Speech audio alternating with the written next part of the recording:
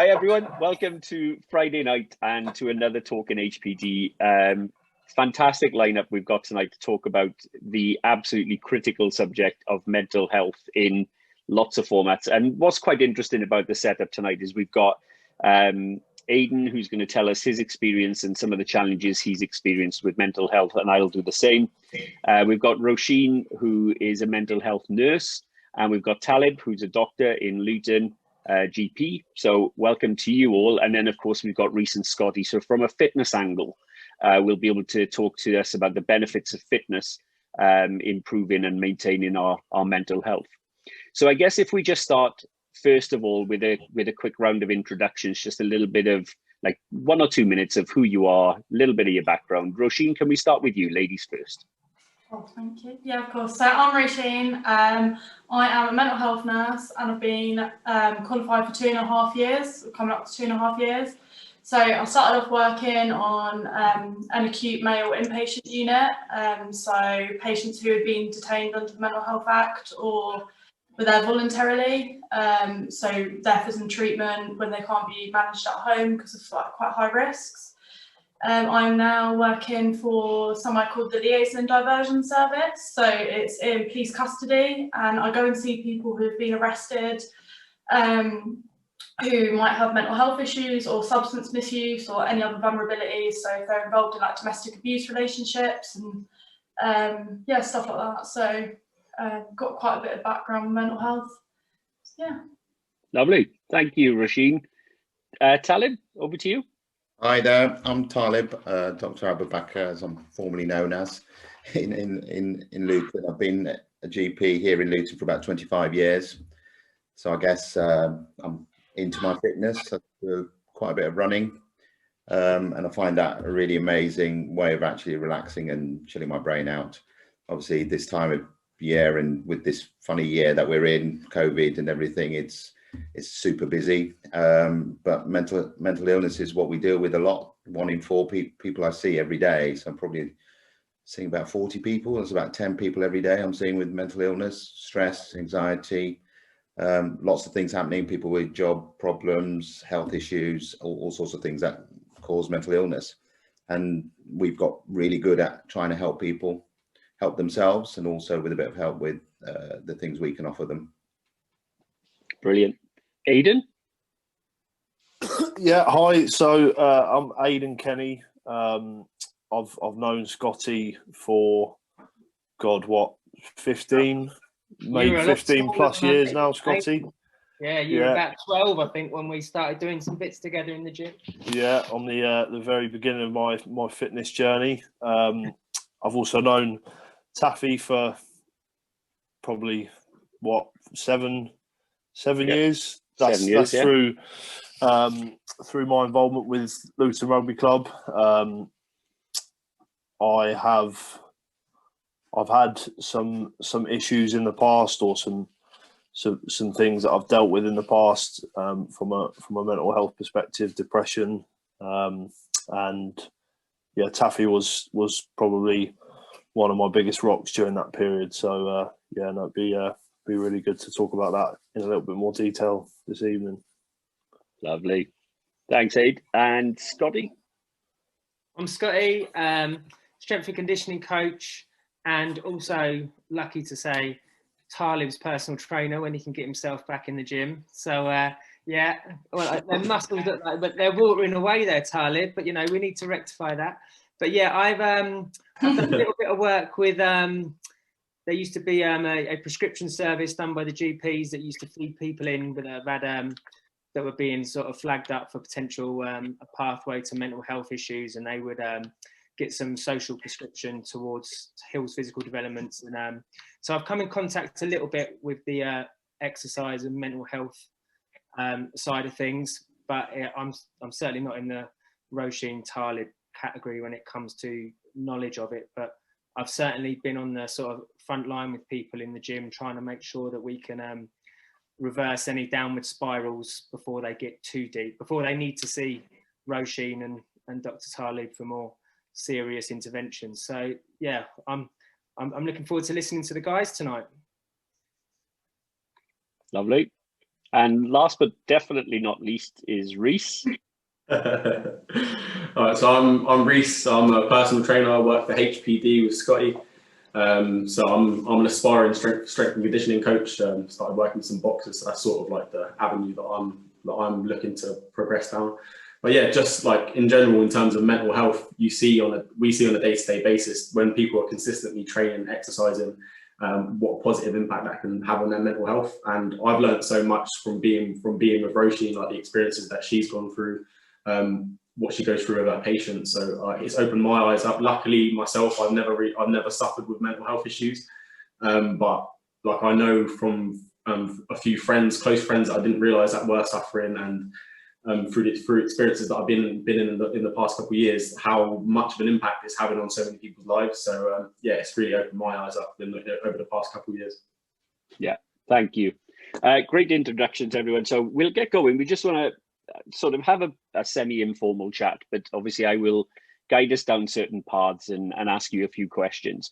And I think the obvious place to start is with you, Talib, if that's okay.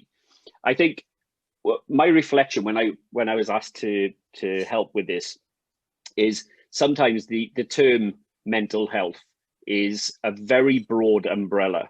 And I think my personal reflections is there are scales of mental health, mental illness, mental wellness, however you want to frame it.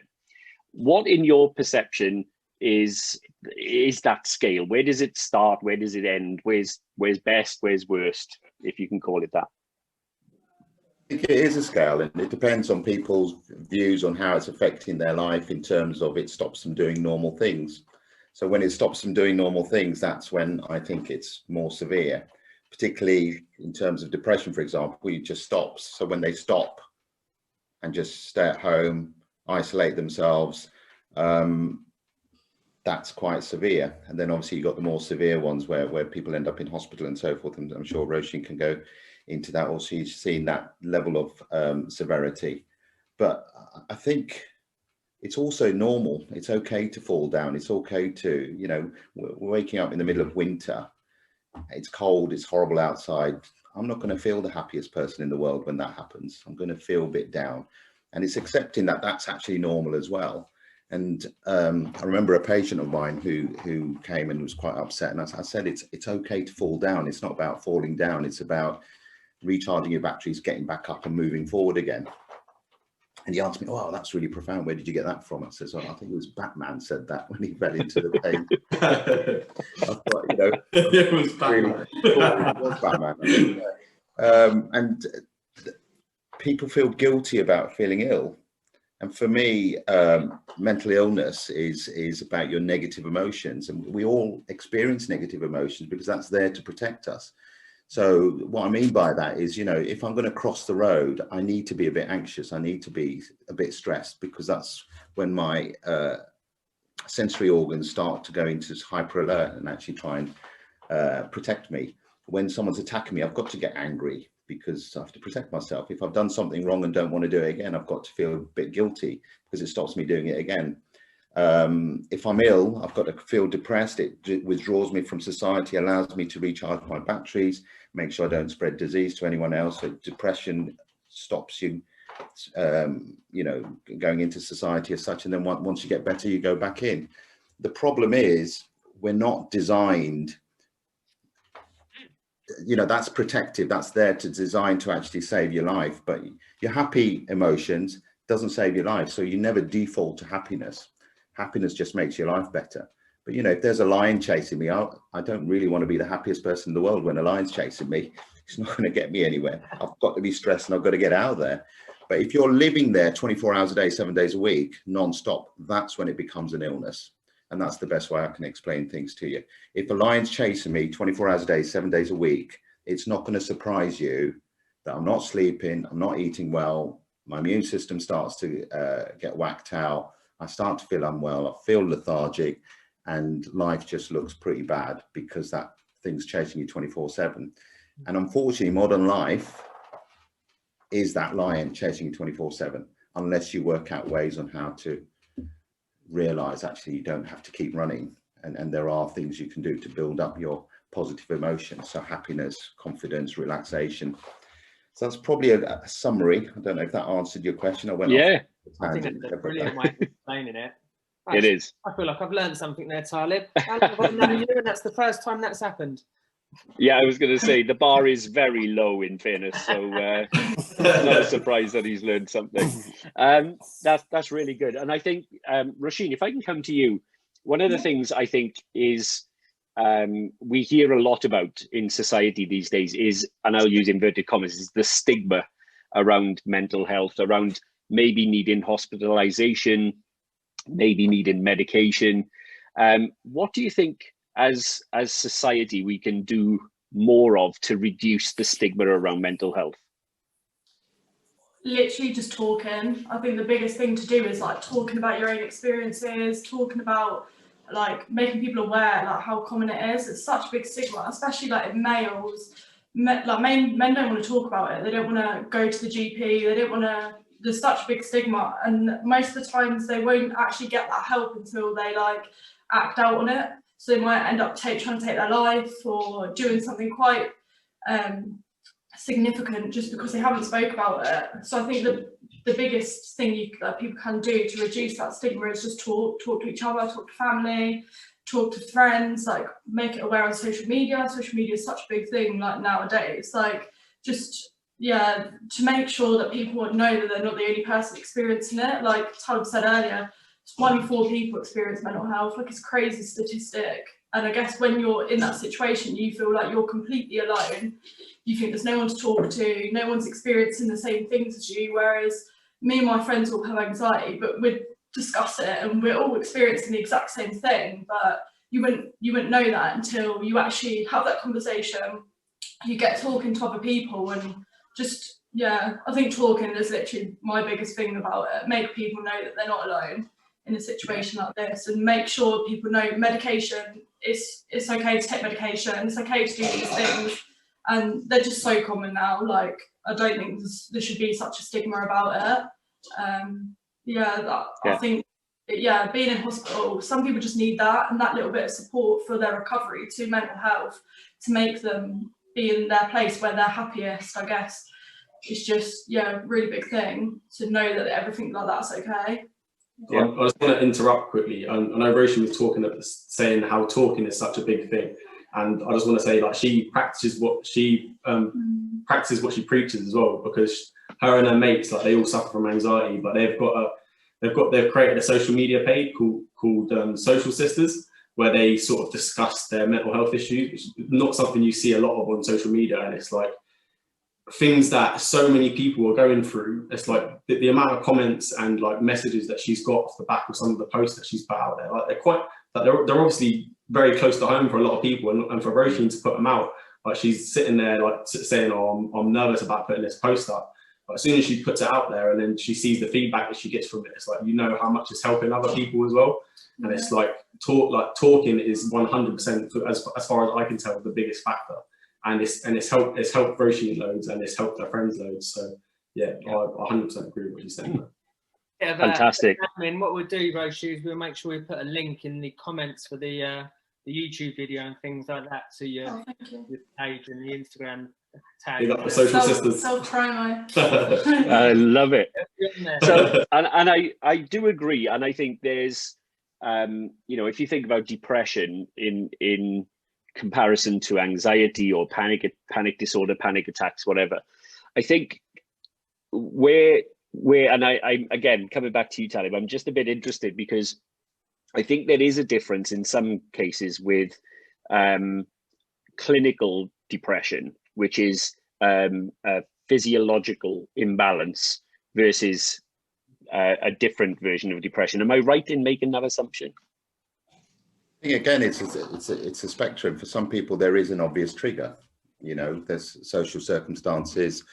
You're looking after a young family. You don't know, you've lost your job. You don't know where the next income's coming from. So that invariably eats at you and then makes you feel down. But then there's sometimes, as I say, it's as you say, is it a chemical misbalance? Is it something within you? But we're not sure still at the moment. We don't know if it's a chicken and egg situation. Is it that you become depressed, that your chemicals start to change? or is it because your chemicals change that you start to become depressed? What we do know is that if you start changing the chemicals, which is where medication comes in, it tries to change your positive chemicals, your positive emotional chemicals, but you can change that naturally as well. And there's been lots of studies. There was a guy in America called Steve Lardy who looked at why people in Papua New Guinea who are in the jungle, who've got no exposure to Western lifestyles, their depression rate's 1 in 2,000. Whereas in the Western world, you're looking at 1 in 9 are depressed or suffer from depression or have suffered from depression. I mean, in America, for example, 1 in 12 people are on antidepressants at any one time, and that includes children, yet their depression rates aren't going down. So it does look like it's an illness of Western society. So when you looked at these tribes from Papua New Guinea, he looked at, well, what is it that's different? Because their lifestyle, their mortality rates are higher than ours. They die at a younger age because they've got a tough life, but they seem happier. And there seem to be common themes, and common themes seems to be social interaction with each other. So we live in a very artificial social interaction with everyone on their social media and so forth, but not actually. And now with COVID, it's even worse because people aren't coming face to face with each other and being exposed to social interaction, what I call real social interaction. That's really important. Physical exercise, and that's where I guess we come in with HPD, but physical exercise has been massively different amongst these people. They're walking everywhere, they're cooking, they're digging up the ground, they're hunting, they're just constantly physical. The third thing is light, exposure to natural sunlight. And they go to sleep when the sun rises. Sorry, they wake up when the sun rises and go to sleep when the sun sets. Well, we don't do that in the Western world because we've got artificial light. We're up all and certainly with computers and Netflix and all that, we're just constantly on the go, constantly having artificial light and not getting out there, not experiencing that physical. And there was a few other things about natural foods. They don't have processed foods. And there's, again, if you look at some of the recent studies about diet and mental illness, so a lot of processed foods, too much sugar, for example, too much fried food, has an effect on your microbiomes, which then has an effect on your gut, which then has an effect on your mental health. So those 4 things, I would suggest that is things that we need to change. And the question is that lifestyle causing the misbalance in our hormones? Yeah, really, really interesting discussion. And I know there's a lot of research going into mental health, mental wellness, of course, and that can only be a good thing. So I think we've talked about it as a conceptual thing at the moment, and we've talked about the broader principles of it. But what I want to do now is bring a real life experience of mental health challenge to the fore, and that's something that Aidan is here for, but also I'm here for on a very personal level. So I think if I share my story first, and I'll keep it sort of fairly top level so that Aidan gets much more share of the time, because his is a really interesting story to tell as well. But my experience with it is I suffered from depression around about 17 years ago. In all honesty, it was a very rough period of time. That was dealt with as best as it possibly could be. But where I developed more of an issue, a longer term issue, and this is what Reece was talking about before we started recording really, is with anxiety. So I have anxiety disorder. It's managed by medicine. I'm on sertraline, which is an SSRI medicine. I'm very happy on it. I don't mean as in I'm high. I mean as in I don't have any concerns with telling anyone that I'm taking it. It definitely keeps things in balance for me, and I'm very comfortable with that. And it's something that, what's quite interesting is for people who do know me, they wouldn't ordinarily see the facade and assume for a second that I experience anxiety or panic attacks or whatever it happens to be.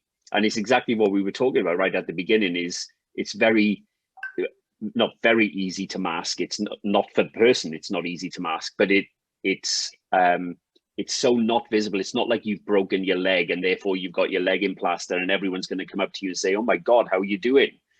That's just not the way mental health presents. And that's the bit that I find quite interesting. What we were talking about there with medicine or needing to go into hospital. If you broke your leg, there would be no hesitation. If you had a heart attack, there would be no hesitation to go to hospital, to stay in hospital as long as you needed to be there, and to take whatever medicine you needed to get better or to maintain wellness moving forward. And that's the bit that I find quite interesting around the challenges of mental health, because it is that sort of stigma part that plays the role, but it's also the fact that it's not a visible disease in inverted commas. It's almost like I'm referring to something at the moment called the hidden pandemic, because while we've got this very public pandemic with COVID, it's my belief that because of everything that's happening around COVID, there is potentially a hidden pandemic of mental health for all of the people who are not having, like you say, Talib, the social interactions, the human contact that we're all used to and all took for granted. Anyway, that's a very quick snapshot of my story, but I'm more interested in learning about Aidan's and hearing about Aidan's experience with it, which I think is far more recent. So Aidan, just let us know a little bit about your experience with mental health. Yeah, so we're just under 2 years ago now. Was when I sort of hit my rock bottom. Excuse me, sorry, my phone just rang there. Apologies. Yeah, so that was when I sort of hit my rock bottom, and it was a fairly gradual progression to that point, or regression, however you look at it. So I've been playing rugby. I've played rugby for Luton for my whole life, and it was off the back of a really good season, the best season that the club had for many years. Really successful on a personal level. I'd done really well, and then a short while into the following season, I sustained quite a severe knee injury during a training session. Didn't seem too bad at the time, but then as the next few weeks went on, it became clear that it was quite bad and was possibly going to be sort of the end of my rugby playing days. Well, you're in quiet turned purple. Yes, yeah. Scared the life out of us. And I suppose you probably say, well, what's the relevance? So for me, looking back on it now, I went from being somebody who trained or played rugby or done some form of exercise, 5-6 times a week. I think we've all touched on so far this evening the importance that exercise has on, your mental health and your mental well-being. And all of a sudden, I was in a position where I couldn't do any of that. And I guess, and it was almost instantly as well. It was almost overnight. I had a surgery on my knee, and I was on crutches for 4 weeks. And it just led me to a place where I just felt really isolated. And the more isolated I felt, the worse that got, and the further and further I kind of slipped into that. And Roisin, you touched on one of the most important things is being able to talk. And for me, I just got to the place where I just couldn't talk. I couldn't talk to friends, family, couldn't talk to anybody. And then that had a knock-on effect in my working life. I had a breakup from a relationship. Were those things all interlinked? Not directly, but were they indirectly? Yeah, probably were at the time. And then I got to a point where I woke up for work on a Monday, and I just said no. I just said no, and I turned my phone. I texted my boss at the time, turned my phone off, and that was it. And then that carried on for up until Thursday, the Thursday of that week. So that's 4 days. Literally, I turn my phone on in the morning, text my boss, say I wouldn't be in, turn my phone off again. Had no contact with anybody. Talib, you touched on the natural light. I remember I spent the whole time in my bedroom with the curtains closed for 24 hours a day for those 4 days. And then my family started to get really worried at that point. I knew that there was something wrong, but I didn't know how to kind of step out of that or how to drag myself. I just didn't have that in me at that point. And it was such a bizarre feeling because physically there was nothing wrong with me. I wasn't incapable physically, but mentally there was just nothing there. There was nothing, no concept of being able to fight or pull myself out of it. And I was very fortunate that actually my family reached out to yourself, Taffy. And I think it was either the same day or the next day, you sort of dropped your plans, you came round and you sat me down and we had a lengthy discussion. I was resembling Tom Hanks from Castaway at the time. All personal hygiene and care had gone out the window, which can laugh about it now. But I remember that conversation as if it was yesterday, and I probably will for the rest of my life. That the things that you said to me and some of the tips and pointers that you gave me. And that was the beginning for me of the road to recovery. I hadn't been able to reach out myself, but luckily I had that support network around me that were able to do that for me. And at that point, it was like, right, something's got to change here. The way that I'm living my life is not serving me at this point. No exercise, poor diet, sleeping pattern wasn't great. And at that point, I realised, now it's time to do something about it. And I think one of the things I set myself out pretty early on that road to recovery. We'll come back to that in a minute. But I needed a challenge. I needed something to work towards and something to push myself for and to strive for. So I decided to do the London to Brighton bike ride. It's a fairly amateur sort of challenge. Most of your everyday people could do it, but to me at that point it was very, very symbolic. It was a real massive thing to do.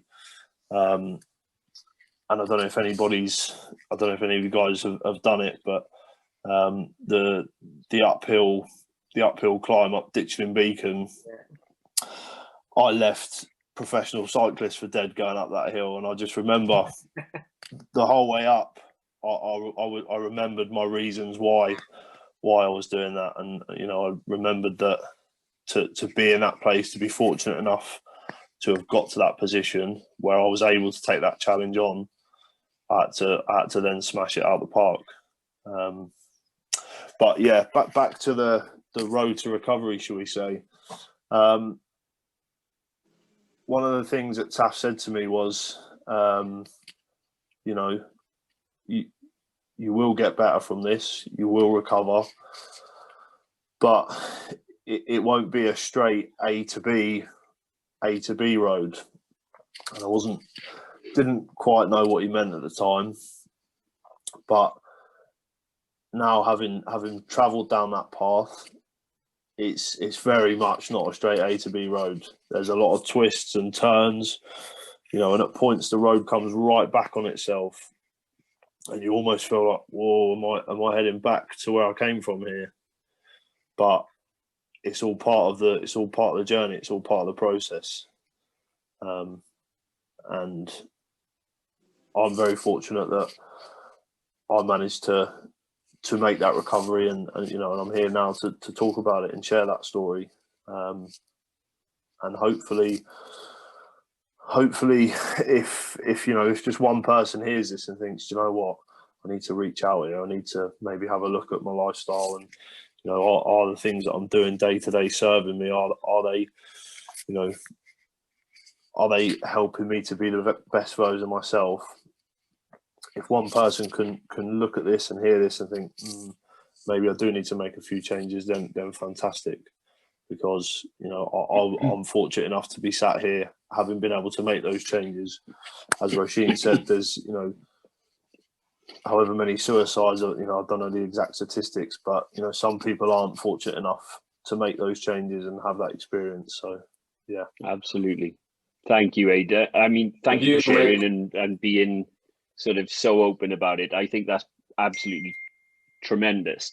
And I think what's really interesting is, going back to the importance of talking, is the way that kind of full circle happened, because the rugby club that I'm the manager of with Aidan's team, they had asked us every sort of home game we do a lunch with some sort of theme, and they were struggling to come up with a theme, and I went to them and I said, well, I'm very happy to talk very openly in a manly sport like rugby about my challenges with mental health. And so I gave a speech at the VP's lunch at the rugby club, which Aidan's mum was there for.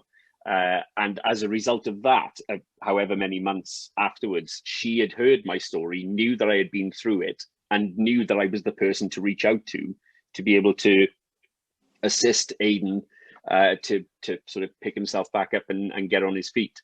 And the bit that Aidan missed out about that story is when I went round the house, he initially refused to see me. I was downstairs chatting to his mum and sister, and they said that I was there, and he's like, no, not seeing anyone. And I sent Erin back up with a message saying, I will sit here until he comes down, and I don't care how long that is. So it can either be now or it can be in 3 days' time. But whatever happens, I'm staying here until he sees me.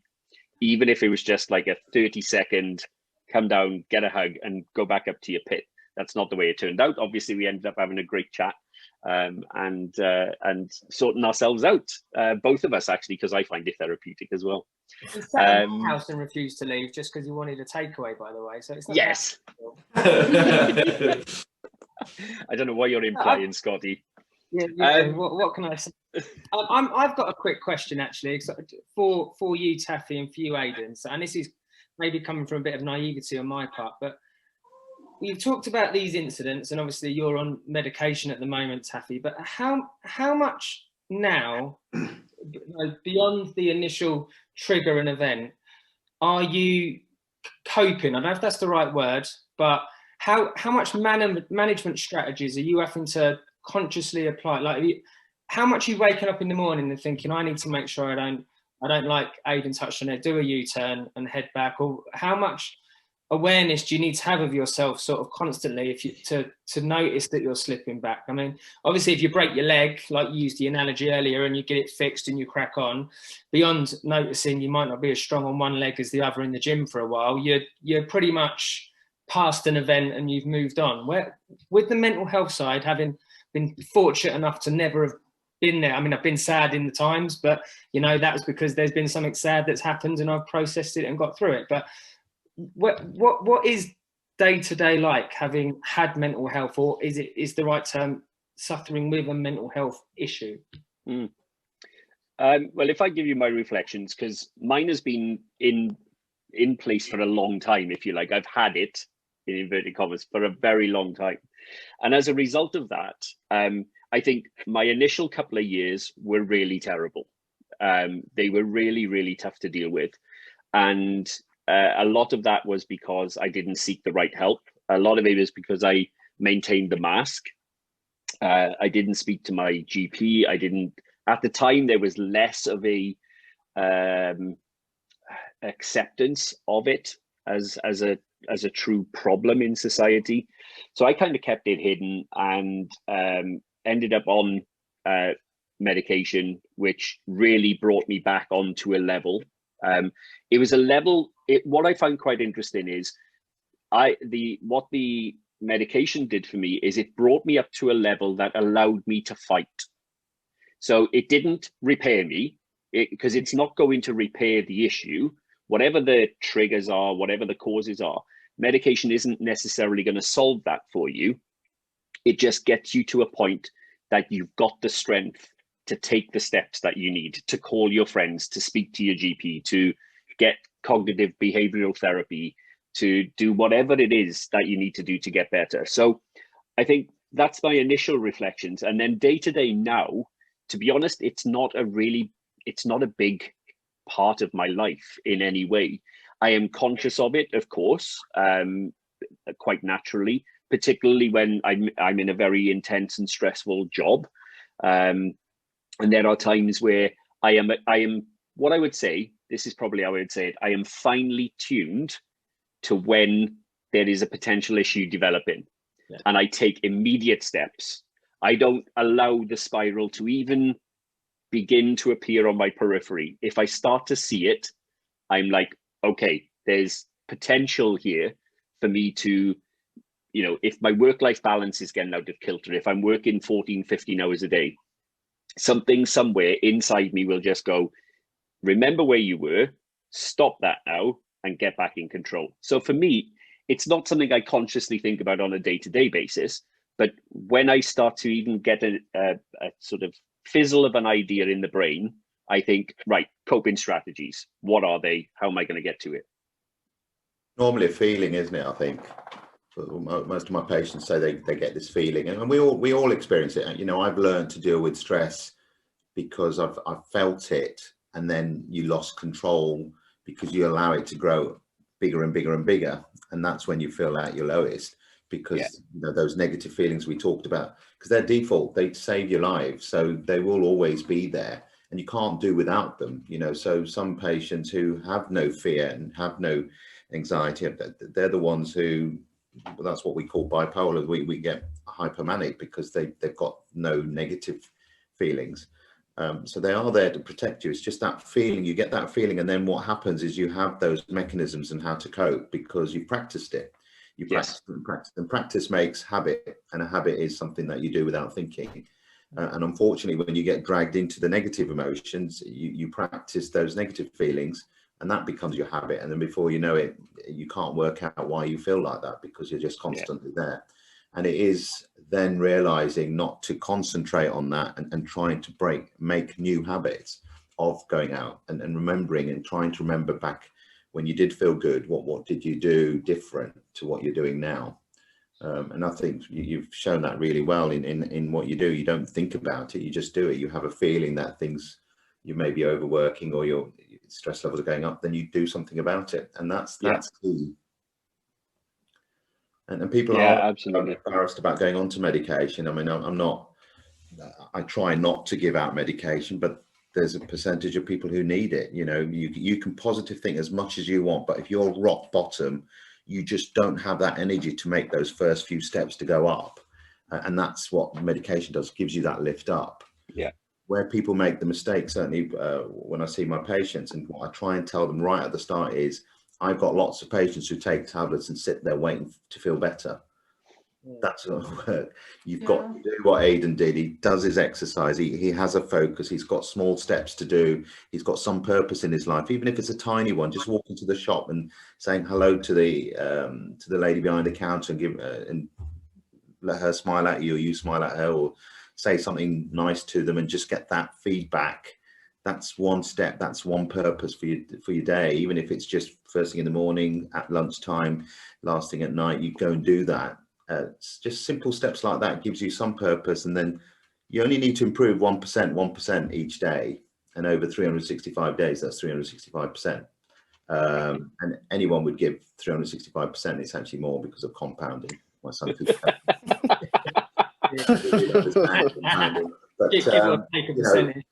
and you don't need to do it every day, you can do it every week. So 1% every week is still 52%. And if you've been depressed for years, 52% improvement is massive. And it is just like little steps. And what tablets and medication allow you to do is just give you that lift up. I always say it's like getting to the top of a building. You know you need to get to that top of the building to feel great, but you just don't have the energy or the motivation, or you just don't feel like even going there. And what medication does, it just lets you touch that top. The rest is for you to do. The rest is the stuff that I'm sure we'll come on to. It's how can you help yourself to move forward and actually get Exactly. up to the top, and then stay there despite the problems and the things that we're all going to face. You know, we all face things that are challenging, but on the other side of that challenge, there are great stuff, things that we should be enjoying, things that, so someone said to me, you know, summer always follows winter. No matter how bad winter is, there's always a summer. In England, it's not as good a summer as it could be. There's always a summer, you know. And then if you prepare for your winter, so, you know, you wear warm clothes, or you go for a skiing holiday, or you go to a warm country when you can, you know, you can prepare for those winters, even though you know it's coming, you can prepare for them. So when you're in that right mindset and you've been through it, you'll often find actually that's where you start to prepare and actually avoid going back down. And it's just to keep moving forward. Yeah, absolutely. Aidan? Yeah, I mean, the sort of the 1% that you touched on there, Talib. I remember, you know, certainly going back to the very early stages of my recovery. One of the sort of tools or pieces of advice that you gave to me, Taff, was, you know, for the next 7 days from today, I want you to make a list of 3 tasks that you're going to complete each day. And they could be as simple as, today I'm going to have a shower, or today I'm going to go to the shop, or, you know, whatever they might be. Real simple, basic things that just hadn't been being carried out at all for the period in the build up to that.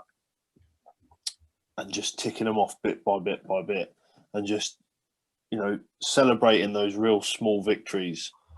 Exactly. I mean, we live in a society that's, you know, so fast paced, and, you know, those tiny little things just are the norm and they're expected. But actually, when you're in a position where you can't even get yourself out of bed, those tiny little things are actually massive. They're so huge. They're so important.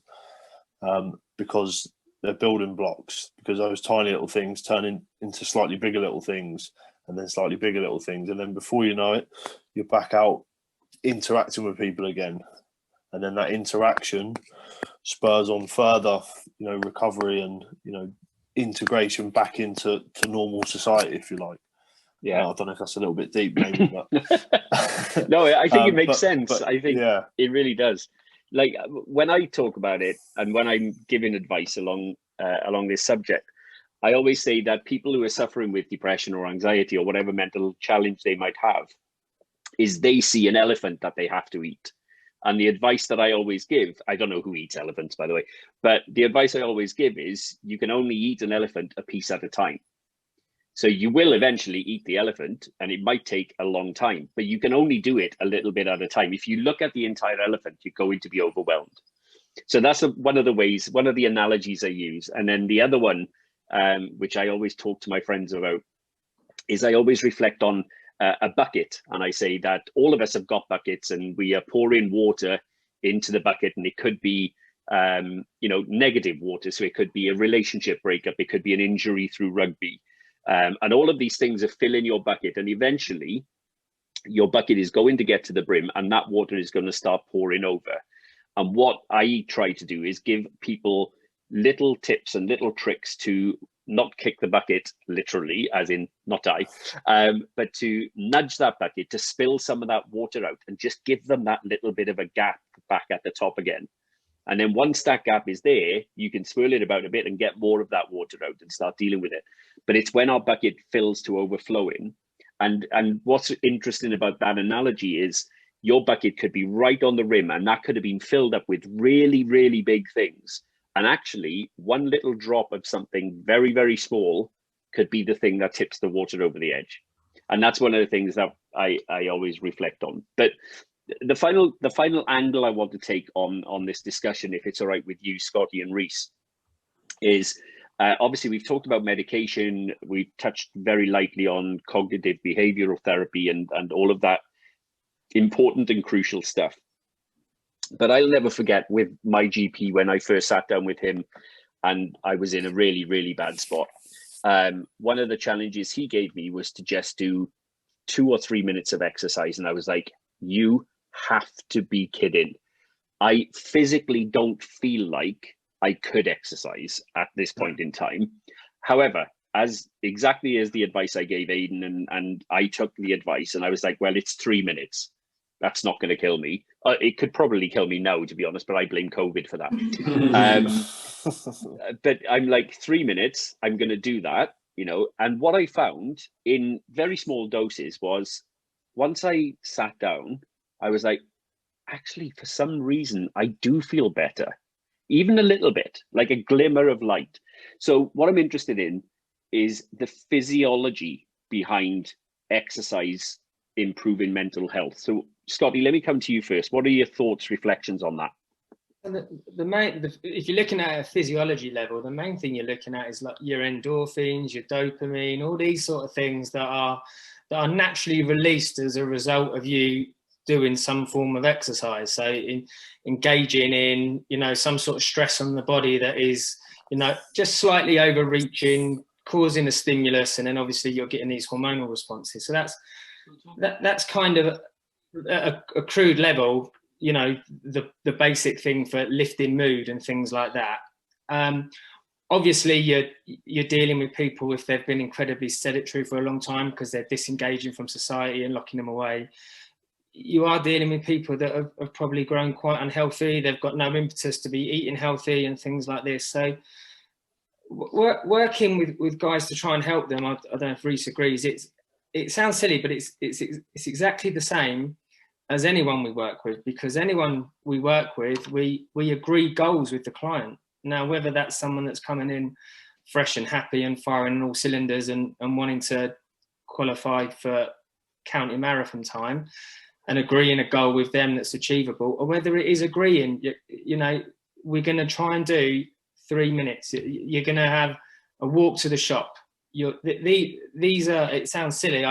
When I was doing the social prescription work, I was working with people that were very rarely getting into a gym to see me, getting into any of the HPD sites to see me.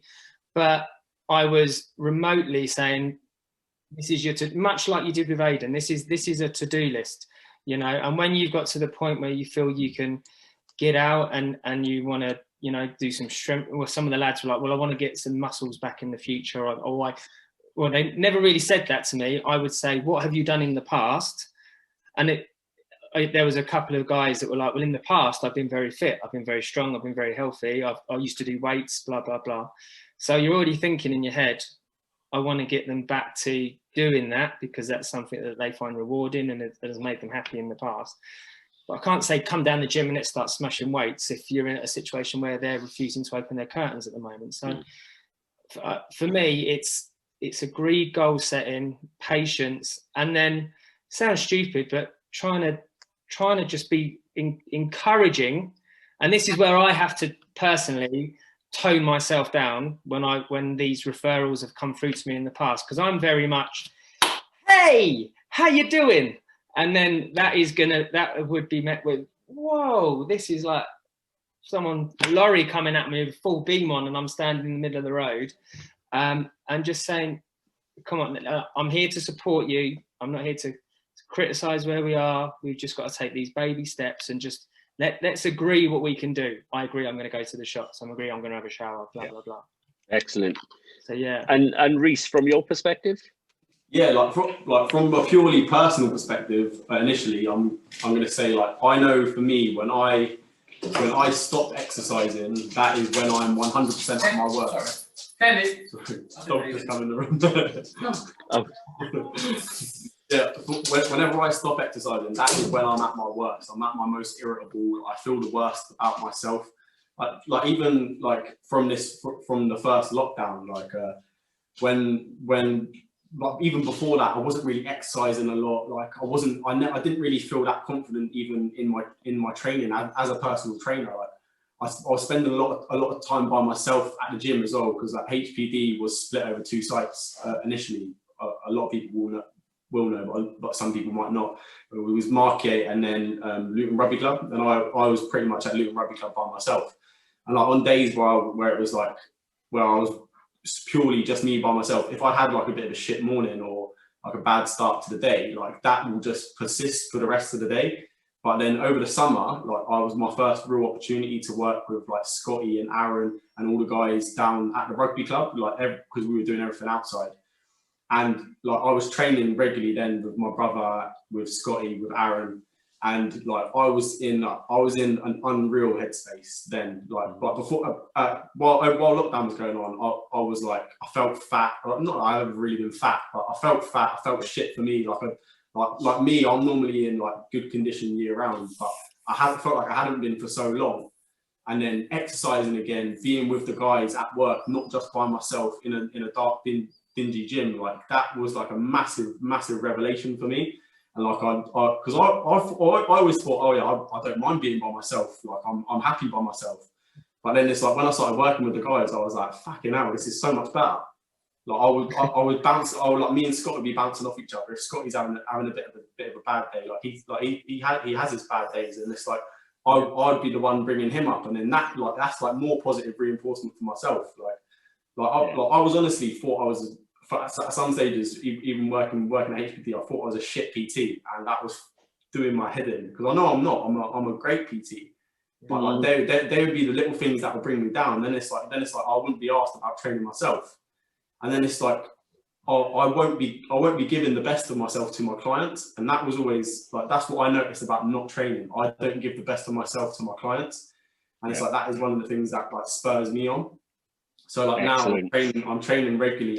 I have goals that I've set. Like I do that with my clients as well. I was never like massively set out a lot of goals or set out a lot of plans. But as I started introducing that more and having like a constant line of communication with my clients, I see so much better results with them.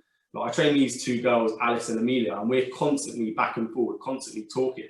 And it's like their results recently have been so good, because when things aren't working, we just iron it out straight away. It's like we get rid of the issue, and if another issue occurs, we then deal with that issue.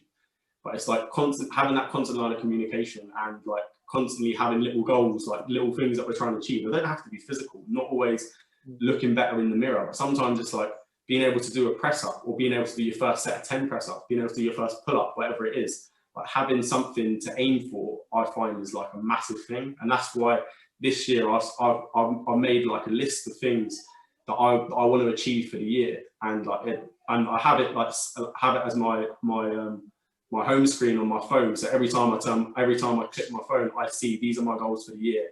These are my 3-month goals, and this is what I have to achieve by this time. And it's like seeing that every day is like that's something that keeps me. So you've replaced that picture of me on your phone then? That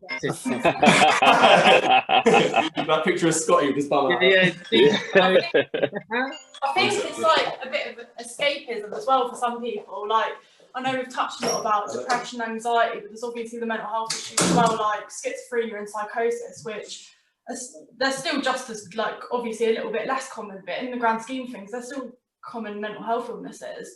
And I guess for them, it's just a bit of escapism when they're constantly hearing voices like to do stuff to themselves or to other people or just chatting. I think I've met quite a few people who just for like, even if they could do exercise for about 10 minutes, it's just that escapism, having like distract the voices, like when they're doing something. And I think that's a really positive thing for exercise to do as well. So Absolutely. I'll fire one more question out of my own interest here, Taffy, if that's all right. Firing this Roisin and Talib, so I don't know what the any research on this is, but just from my own sort of experience with things, and we're talking about exercise here, but do you know if there, and Reece touched on it a bit there, is there any, if I was listening to this podcast, I was thinking I need to do some exercise, what would be the best for me, blah, blah, blah. But not so much exercise selection and what to do, but with exercise in a team sport, so if you're a rugby player, and Reece touched on, and I felt it as well through the summer, because I've always done a bit of training on my own, but Reece has become a bit of a crutch for me with my training now. I've become so reliant on him as a training partner that if he don't turn up for the session, I'm not interested in doing it. I'll do it tomorrow when Reece is here. No worries. But is exercise within like a team environment, like a running club or at a gym where you're doing sort of group stuff? Is that if mental health is the main concern for yourself, is that a better environment? Is there any research that suggests that's better, or is it just down to the individual to how they want to get themselves better and active? I think it would literally just be to find something you personally enjoy, because some people might not like going out and playing football or doing that like team contact. Like I was talking about this with my friends the other day. Like I love running, and I've just got back into running recently, and I could go for a run. It'll make me feel so good after. But my friends absolutely hate running, and they would honestly describe it as they detest it, which is quite extreme, but that is a strong word. Yeah, but again, like each to their own. Like some of them used to do gymnastics, and like they'd love that, and that would obviously put them in a good space. Like, but I prefer to do something more personal than do something with people. So I think it's just finding that like what you enjoy, like personally. Like mental health is all about you, and it's like you are the main person in your life, like so it's your main priority. So I think finding what you enjoy, I guess. So the team sport has a bit of social aspect as well, so that probably helps your mental health as well. But I guess it doesn't work for everyone. If some people have social anxiety as well, and they don't want to be going into a massive group of 12 people about to play a football match, or a gym full of people, I guess that would probably be worse than mental health. Agreed. Find your own path. Find your own thing. Yeah, what's that for you? It honestly is just, I'd say. I think with that, like, I've sort of done myself out of a few clients in the past, because like people have come to me and they've said about like wanting to start up personal training, but then it's like when we get down to talking, they actually hate being in the gym. They hate the gym environment. They don't like lifting weights, and it's like, and I say to them, look, like if you want to progress, if you want to see changes, you've got to do something that is actually going to get you up in the morning. Like I know I used to do a job. I was an electrical engineer, and I hated every second of it. It was shit. And now I'm a personal trainer. I'm doing what I love every single day, and it's easy for me to get up. Well, it's not always easy, but I mean, it's a lot easier for me to get up in the morning. But it's like with guys, if I'm giving guys even certain exercises, like I talk to my clients about the exercise selection. Like if I giving them a plan and they hate a certain exercise, we'll just take the exercise out. There's something else that you can do.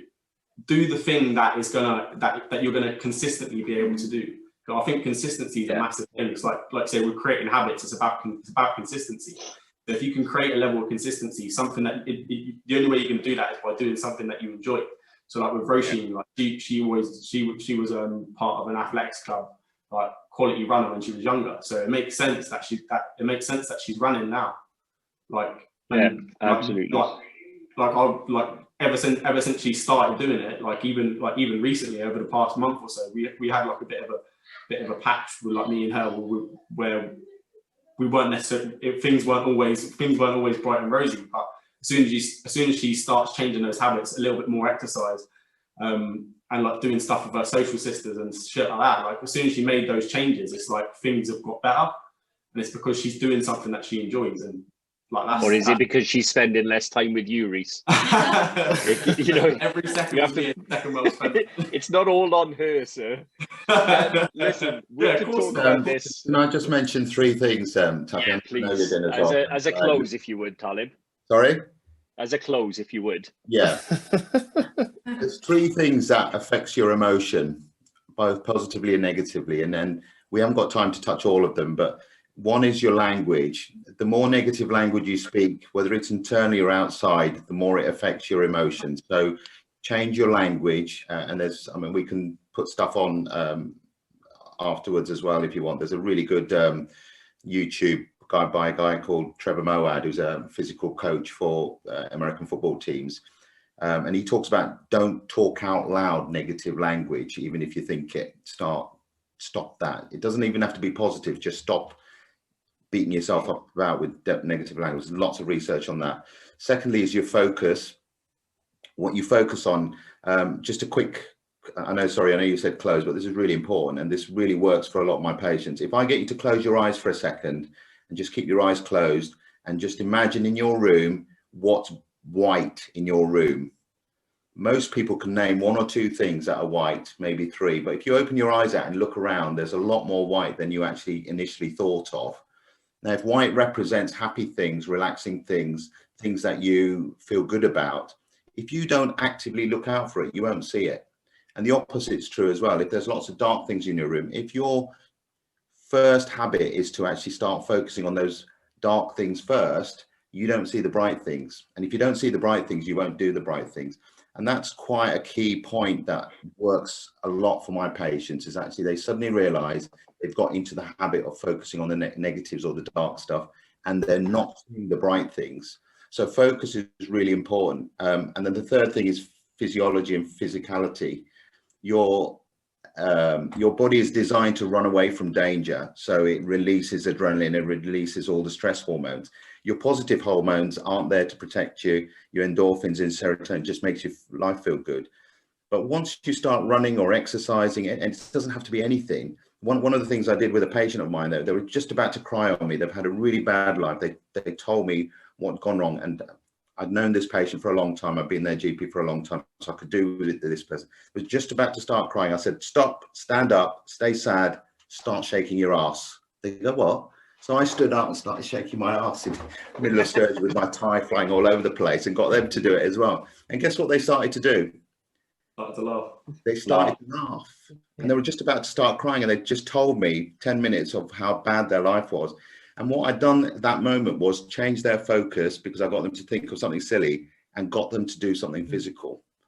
And she went off and joined a salsa class, because she was, and that's all she did. She went and joined a salsa class, focused on other things, and before you know it, she was feeling well. And I didn't see her again, so I don't know if that. I have seen her. It went well. That'd be a bombshell at the end. My doctor. He made me take my ass, never seen him again. But you know, you didn't go and join her for a salsa class then. Exactly, and she did fantastic, because she took up exercise. She did something to change her focus. She moved away from the negative stuff, and she felt better. Yeah, amazing. And what a way to close. I think that is just fantastic. If I take nothing else away from this, it's going to be shake your ass. So yeah, like you needed encouraging for that. Music. I just want to say, put your favorite music on. What I always say to people is, when you break up, what kind of music do you put on? And everyone puts on sad music. What you want to do first thing in the morning, put upbeat music on, start shaking your ass, do a few exercises, and your day starts off up there. And it takes a lot to bring it down.